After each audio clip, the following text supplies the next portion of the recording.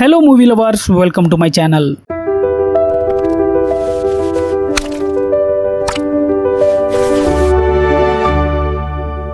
Crossing lines ఇది ఒక Danish crime thriller.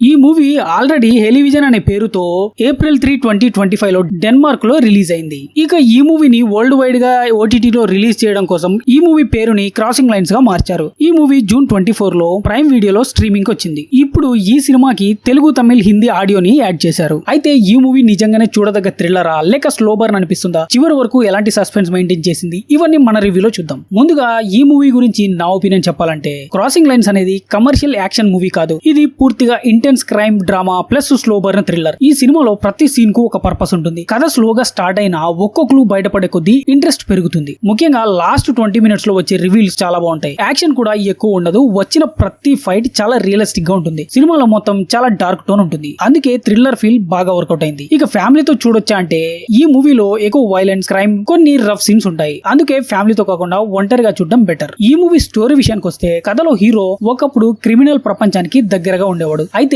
ఆ జీవితాన్ని వదిలేసి ప్రశాంతంగా జీవిస్తున్న సమయంలో అతని మేనల్లుడు ఒక్కసారిగా కనిపించకుండా పోతాడు. అతన్ని వెతికే ప్రయత్నంలో హీరో మళ్ళీ తన పాత ప్రపంచంలో అడుగు పెడతాడు. ఆ తర్వాత ఒక్కో క్లూ అతన్ని మరింత ప్రమాదకరమైన గ్యాంగ్స్ దగ్గరకు తీసుకెళ్తుంది. ఇది నిజంగా కిడ్నాప్ కేసేనా, దీని వెనుక ఇంకెవరైనా ఉన్నారా, హీరో తన మేనల్లుడిని కాపాడగలిగాడా అనేది మిగతా కథ. ఈ movie plus and minus points గురించి మాట్లాడితే, ముందుగా plus points. Intense screen play.